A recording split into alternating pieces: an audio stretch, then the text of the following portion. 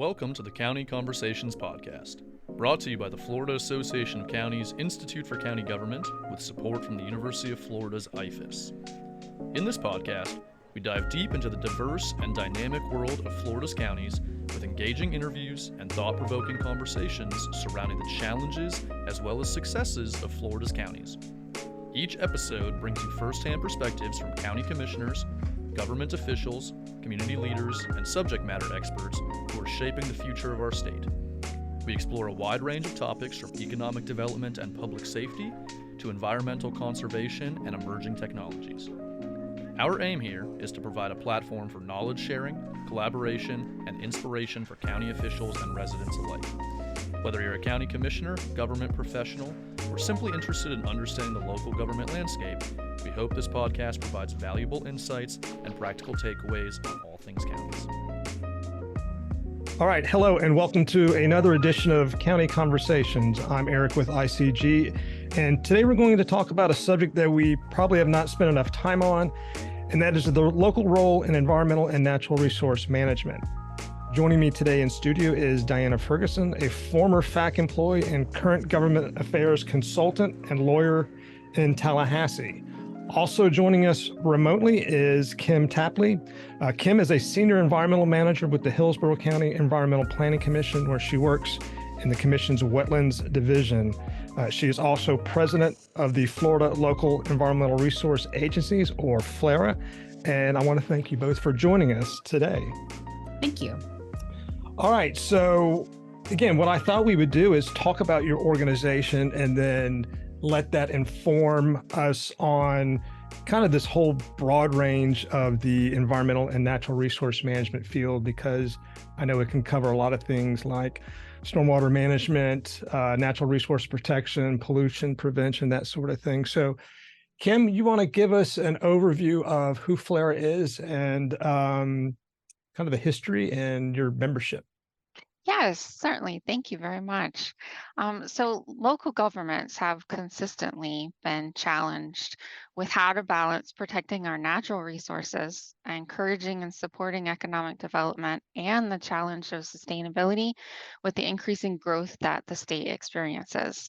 So in the 1960s, FLERA was formed as this voluntary association of local environmental programs, where we share information about mutual resource concerns and solutions.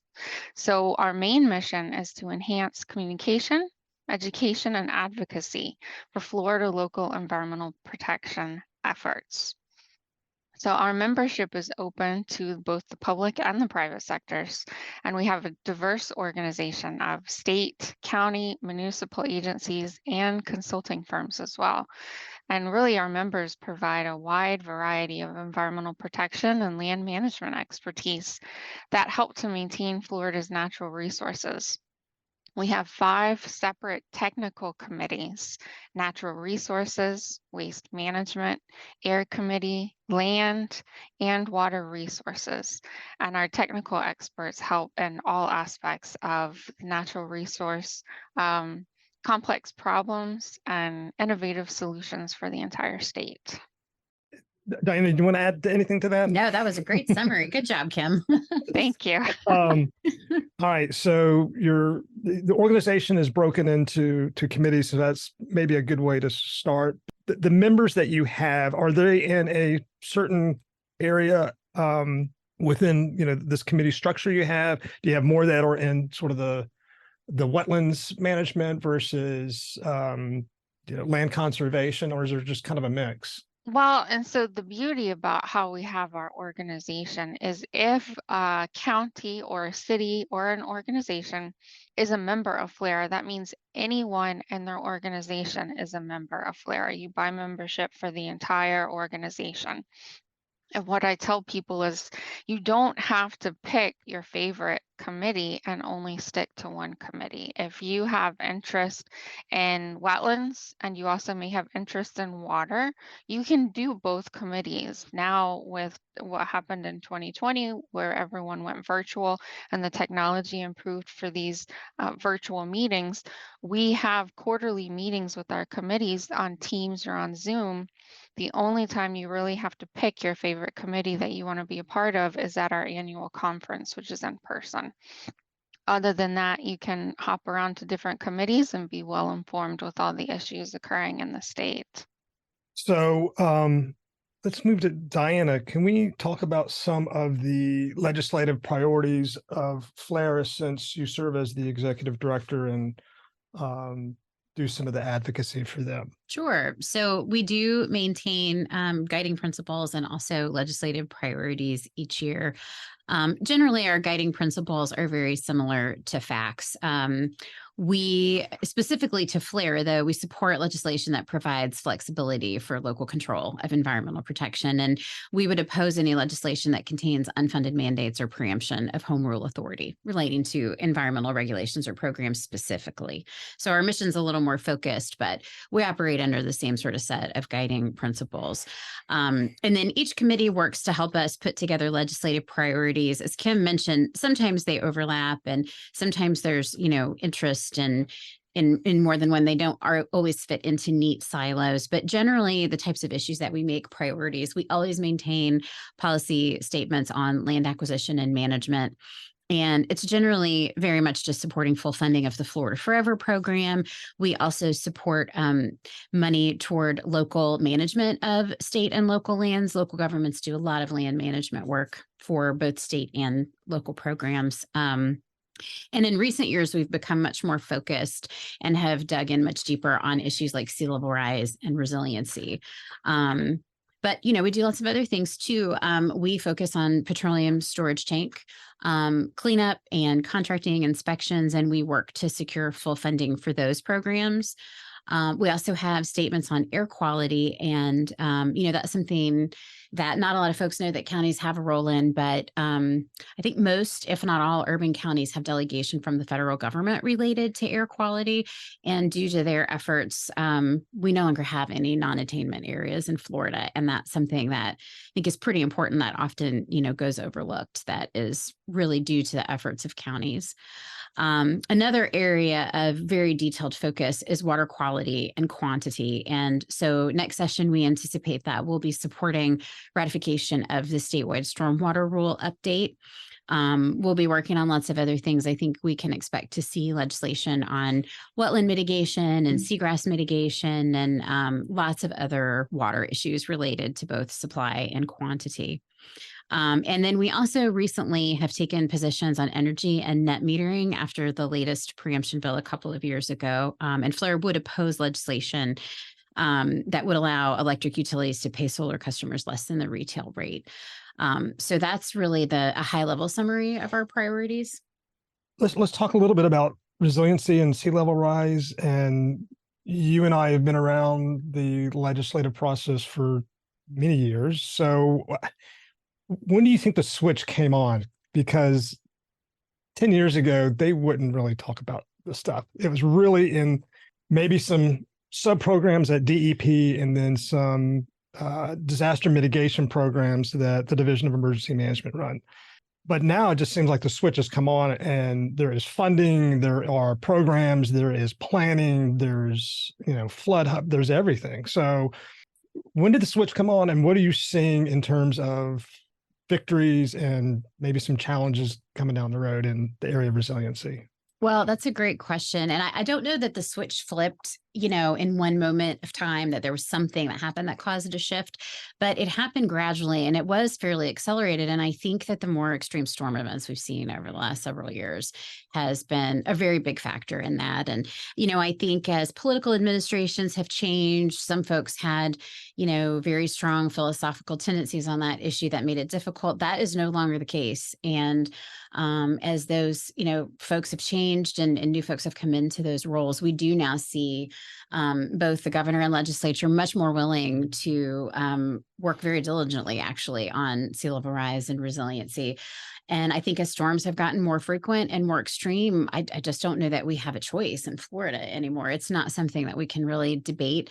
I don't think it really matters why it's happening. Everyone realizes that we have very real problems and we need solutions and we need to work together on them. So it has been refreshing to see that in the last several years. And I think the the current administration in the legislature is very, very dedicated to these issues, and both the House and Senate make them a big priority. So that's been helpful for funding of environmental programs. And the current governor has been very supportive of funding for all of the environmental programs that are of interest to us.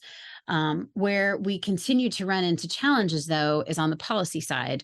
Because, I think we continue to see these bills that are preemptive relative to land use, and even so many bills where there might be an environmental bill that says one thing, a land use bill that says another thing. And so for the first time last session, I think in part due to the fact that early on there was such a focus on the governor's priorities that when lots of other policy things started to come into play later in session, there was really a rush to get a lot of work done quickly.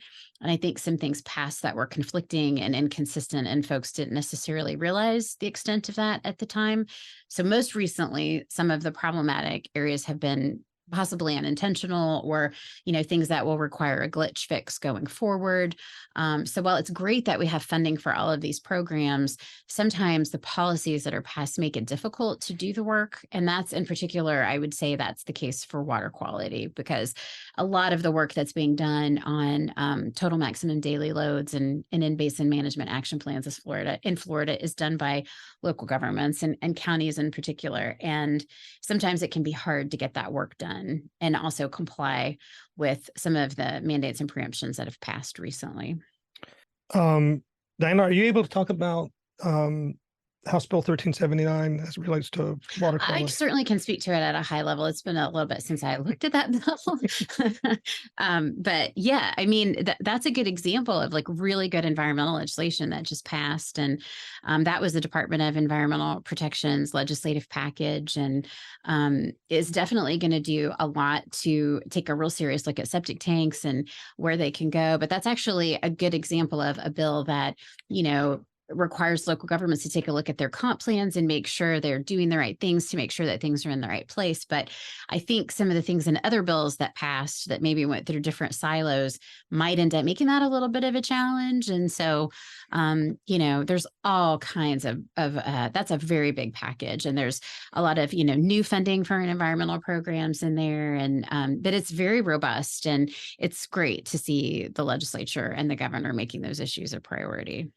Kim, we're going to switch back to you and talk about a little bit on the resiliency side again, since where you're located, you were obviously affected, maybe not directly, but indirectly by Hurricane Ian, and then more recently, Idalia. And I wanted to talk about, what you're seeing or what y'all have seen on the ground, on the beaches, and whether there are opportunities for some mitigation resiliency initiatives going forward. Yes, definitely. So thankfully, we did not sustain serious damage here in my area of Tampa. There was significant storm surge, and then over in Pinellas, there was beach erosion, pretty significant beach erosion in some areas over there. What we have focused on the last couple of years locally is revising our regulation to encourage native-based solutions for shoreline stabilization projects. So try and encourage people to do living shorelines, or perhaps a hybrid approach of a seawall if needed, but some plantings in front of it. We're really trying to encourage resiliency in that matter along the shoreline. I just did a presentation to the Agency on Bay Management, which has a number of different local organizations to try and spread the word that we really need to look at these creative solutions and write them in our local regulations to have almost like an easy button for these property owners to do a living shoreline. We shouldn't have a whole bunch of regulatory hoops to jump through if they want to plant, mangroves along their shoreline with some riprap. So I see that moving forward, maybe at the state level, if local governments are really trying to encourage native-based solutions, that the push would come at the state level as well to maybe have some exemptions or easier permitting language for those homeowners for resiliency. I would add to that natural solutions have become more and more of a focus, not just for coastal protection, but also for water quality. I mean, one of the reasons the stormwater rule is being updated is because it's become clear that the current rule isn't yielding the results that it was intended to yield. And so, there are going to have to be some improvements eventually made if we're, going to make progress. And one of the least expensive ways to do that is going to be through incorporating natural solutions into stormwater management systems. And so I think we're going to start to see a lot more of a focus on that as well going forward. So without going too far down a technical rabbit hole, you said the stormwater rule the previous one was, or current one is not sufficient. With what standards, what measures do you say? Well, part of the problem, I think, is that there are no numerical standards in the current rule.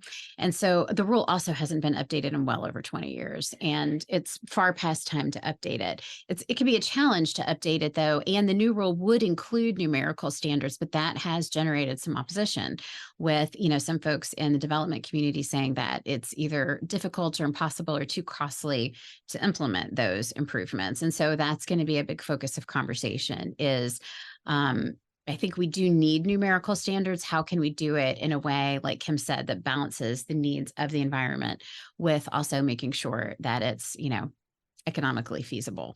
And so there aren't really any easy answers there, but there has been a lot of work done on that. And, over time, we have just seen that the permits that have been issued for stormwater, they're just not, even though, there's no direct enforcement on that because there's presumption of compliance, they're not yielding the results they were supposed to. So it's easy to go too far down into a technical rabbit hole, which I don't want to do. But globally, it's just important to note that change is coming. If it doesn't happen this session, it's going to happen, or eventually the federal government will get involved. And so it's going to be really important for folks to work together in Florida to find less expensive, innovative solutions to stormwater that will allow development to continue, because it does have to. I mean, we can't just stop growing. So, and maybe Kim, you can talk about this, and Diana, you can talk. But what are some of the challenges of implementing, a local program that has to, comply with some of all these other entities, whether it's at the regional level or at the state level or even the federal level? That's a great question. Kim, what are your thoughts on that? Yeah, so here at EPC, we actually have delegation from the Department of Environmental Protection for single-family home properties. So when someone applies to EPC for, let's say, a dock, we would look at the project for our EPC rule for our dock regulation. Then we would put our DEP hat on, and we would look at the same project for the DEP standpoint. And then we also have some minor, what I would call delegation from the Army Corps, so the federal permit as well. So we would look at the project through that lens as well. So when they're getting a permit, for example, the dock permit from EPC, they would be getting one on behalf of 3 different agencies. And that's something that we have strived, at least in our county, for one-stop permitting. We also can do that for wetland impact projects in some aspect for single families. If they need a small wetland impact for a house, we can issue that permit on behalf of EPC and on behalf of the state for them to help them through that process. We've been getting a lot of questions, concerns from some of our counties regarding beach nourishment and easements. Yes. And Kim, I see you shaking your head. Can you give us a high level overview of what that is? We've got, we've been talking with Pinellas County. They've got their, proposed solutions. On one hand, I understand where the Corps is coming from on this, but I just want to hear what y'all's thoughts are. And actually, the Florida Shore and Beach Preservation Conference is happening this week, and I know this will be a huge topic of conversation there, and a lot of our folks will be there as well. But what's happened in recent years is that the Army Corps of Engineers has changed its policy. As you're doing a federal project now, in order to move forward, you've got to get an easement from every single property owner that's involved in the project. And that did not used to be the case. It used to be much more flexible. And so now one holdout can really kind of shake the whole thing up and cause it to become much, much more difficult. And more globally, a similar issue, what we've seen as it pertains to beach nourishment is just as, I don't even know what the source of this is, but as people, I don't know how else to say it. Neighbors are just fighting more, right? People are not getting along the way that they used to. And so you see things that we never really used to see, such as, property owners trying to keep the public off the public portion of the beach. And so even before the Army Corps issue was a problem, we were having problems in Florida with what's called customary use. And there was legislation passed that was intended to address some of these conflicts, but ended up, I think, unintentionally making it very, very difficult to move forward. In certain cases, there was litigation that's frankly still winding down, and just lots of problems we didn't see historically. And so as folks are just not getting along on the beach, it's making it much, much more of a challenge. And that's trickled all the way up and is now reflected in this change in policy. And, where historically, I think you'd see almost any property owner, any coastal property owner, more than happy to have the government come in and renourish their beach and keep it healthy. Now you've got more and more folks just not willing to do that, just simply because they don't want the public on the public portion of the beach. And, nourishment can certainly, make that part of the beach bigger. And sometimes there are challenges with folks crossing in places that they shouldn't. And, but it's this has become a really, really contentious problem. And I don't think there are going to be any easy solutions, but it's something that's making it much more difficult for the statewide beach management program as a whole. But doesn't the state have the same standards that the Corps has been applying? More recently, yes. Yeah. This all generated at the Corps, though, and so but the problem just continues to grow. And there are reasons to want to do that, of course, like you said, Eric. But if it's going to come at the expense of being able to do these projects, we're really going to be in peril, frankly, because I think a thing that folks don't talk about as much, but is really, really important, is the benefit that nourished beaches provide in storm events. And, sometimes you hear folks say, oh, well, the beach just washes away. Why do you keep replacing it? Well, you keep replacing it because it is so much cheaper. And the billions and billions of dollars of private homes and public infrastructure, including roads and bridges and government buildings, all of that is protected by coastal dunes and beaches. And so it's really, really important that we continue to do it, but it's becoming much, much more difficult. Right, and we've seen it time and time again. We have excellent examples from Hurricane Irma a couple years ago down in the Keys, where you have these natural beach areas and dune areas that have protected the infrastructure. So the science is there, the examples are there, but we really have to find a way to get these beach renourishment projects started before the next major event happens. Well, if I'm a property owner and I'm going to benefit because my property is going to be protected, I mean, Diana, I'd want to say yes rather than no. And I think I think their property owners are concerned that, okay, I've lost part of my seaward boundary because of erosion. Now the federal government with taxpayer money is going to come back and restore and improve that. And I guess the property owners they're concerned that anybody can come out there, set up a tent, whatever, and that's my property. Now I can't do it anymore. I mean, I think isn't that the argument of the property owners? Well, I mean, it is, but the beaches seaward of the mean high water line have always been held in trust for the public, and that's not new. And the only thing that really changes when there's a beach project is that that line is replaced with the erosion control line, which then stays. But there's never been any way to keep the public off of your quote unquote land. And what's been lost over the years, though, is folks being as concerned about, the bigger issues in the public good, and more folks just concerned about their own, property and wanting to keep the public away it's not really their beach though, right? Like, yes, there are legal disputes you can have about where the boundary is, but the public's always been able to be on the public beach, and that should continue to be a priority for everyone in Florida. So it is a little frustrating to see that, these property disputes have exploded to become such a problem as they are today. And where's the Beaches and Shores Conference? So FSBPA this year is in Fort Lauderdale. So far. They'll also have a technical conference in February, and that one's in St. Augustine Beach. That's a smaller one. That's definitely more staff driven.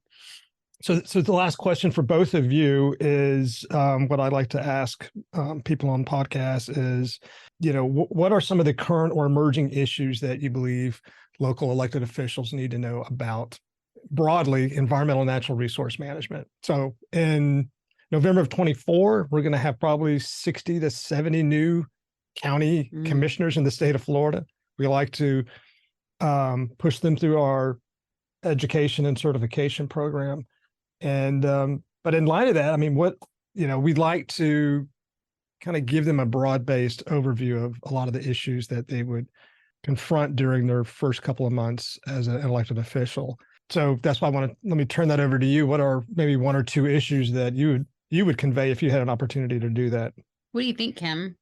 Well, that's such a hard question because sometimes these issues just pop up. I think my key takeaway to any newly elected official is use your staff, use your resources. Here at FLERA, we have all these distinct technical groups that specialize in these different areas. So that would probably be the first thing, is to reach out to your contacts. Know who your staff are for these technical issues. Reach out to FLERA, become a FLERA member, join our technical group. So when these issues pop up, you can be there to address them. I think we're definitely going to see more of these issues with beach erosion, beach renourishment.